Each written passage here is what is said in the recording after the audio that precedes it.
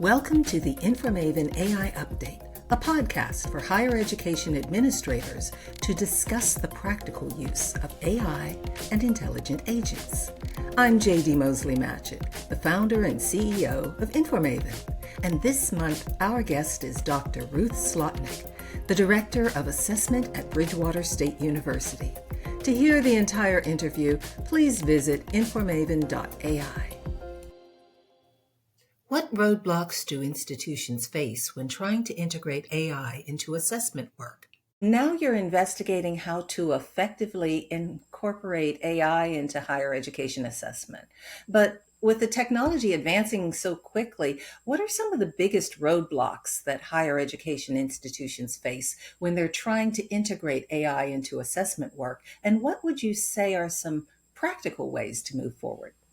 Yeah, that's I kind of call that the $1,000,000 question right now. I have a lot to say here, so kind of stick with me as I kind of work through it in my own head. But the first thing that I want to clarify is I'm an assessment expert. I'm not an AI expert by any means. And so that's really important as we talk about it today. I've been experimenting with generative AI really since November of 2022. When it first came out, I was all in it to win it. I was like in there trying to, really experiment in the space. But one of the biggest barriers, and it may surprise you, are assessment professionals themselves. We are the barrier. And so how do I know this? We had 264 assessment professionals respond to that survey in which we built in some Gen AI questions.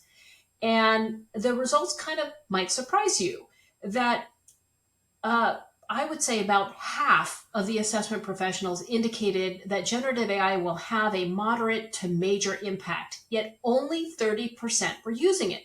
That was one finding. But what was even more surprising is that some of those not using generative AI still felt prepared for its impact. It's kind of like, I know the hurricane's coming, but I'm not yet doing the hurricane preparedness. And anyone who's been through a hurricane, you got to get that, that emergency bag ready, that distilled water ready, your boarding materials ready. And so what the data was telling me is that the assessment professionals knew it was coming, not prepared, and yet felt prepared. So the disconnect was a little odd to me. And, one person noted that they were just going to wait until the AI thing got itself figured out, and then they would get their hands in.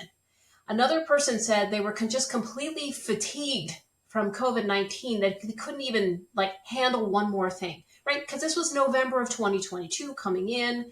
The survey was 2024, by the way. And so 2 years later, someone's still feeling overwhelmed because of COVID. So these are some real barriers. And so this kind of resistance may not only be about caution in terms of using it. It might be about an uncertainty regarding professional identity. It could be about purpose. I've had numerous conversations with colleagues who have privately expressed concern about the implications of Gen AI adoption. They're asking thoughtful questions about how automated and even semi-automated analysis might change the nature of the work. Could it put us out of work, right? And as Ethan Mullick from Wharton recently noted, the biggest barrier to AI adoption isn't the technology itself, it's the organizational immune system that rejects change.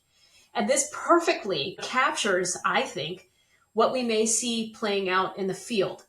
But I'm also reminded by something that Mike Kent from AI Literacy Partners, he's so thoughtful, and what he says about resistance, particularly with faculty. He frames this resistance thoughtfully by describing the 5 stages of grief around generative AI and providing this analogy of who moved the cheese, right? In other words, we didn't want the cheese moved, right? Without consultation. And here we are, suddenly it's in our lap. And, the Gen AI sort of took us all by surprise and we were not ready.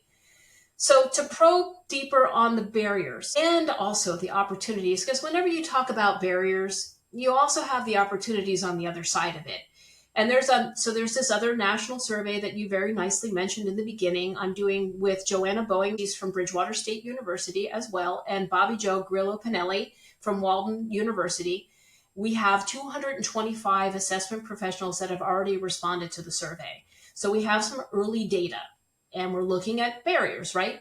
And one that's kind of standing out for us is those who have been in the field from 11 to 15 years are the ones who are perhaps most concerned or resistant about AI adoption. And this again is a form of caution that may ultimately limit innovation or even just understanding our use. We just don't know yet. And this is why this survey work is really important.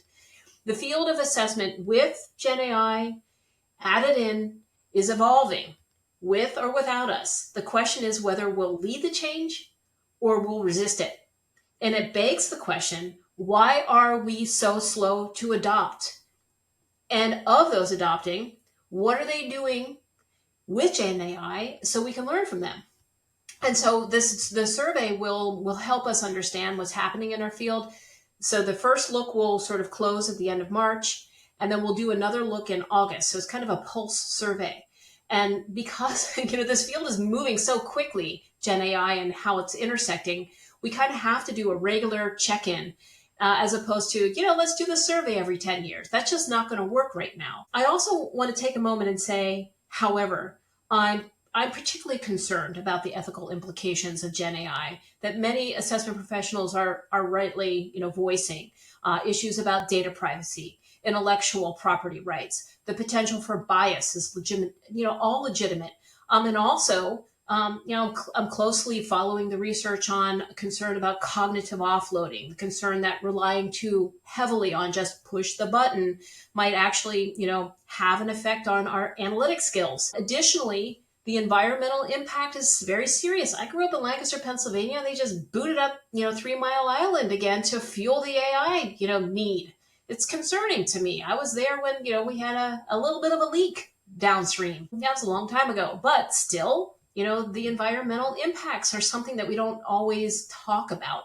And then also, we have low-wage workers in developing countries who are doing the training data testing. And this also raises serious questions about broader implications. And even the way I'm talking to you right now is a type of fluency that we all need to kind of work for, and we need to be able to interact and talk with each other. This is just kind of modeling kind of the shape and understanding of what this thing is and how we use it. So any opportunity to build fluency in terms of integration and use is breaking down a barrier in terms of just how we even talk about it. So, these are some, in terms of barriers, I've got much to say, but the other thing I wanted to really bring to the conversation is a study that I did with Natasha Jankowski in 2015. And this is rolling back to 10 years ago. And Natasha and I really pursued this question of what do we do and how do we do it? And what are our skill sets? Has anyone really even just mapped that out in our field? And 10 years ago when I had darker hair and, a little bit younger, we identified these major roles. The first one is the assessment method expert. The second one is the narrator translator. The third is the facilitator guide. The fourth is the political navigator. And the fifth is the visionary believer.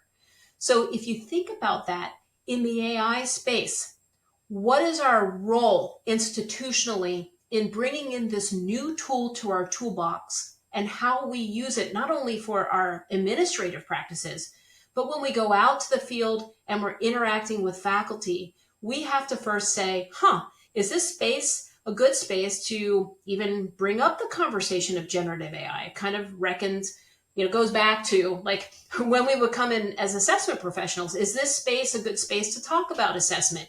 Is it going to be a lion's den? How do I need to operate in the space?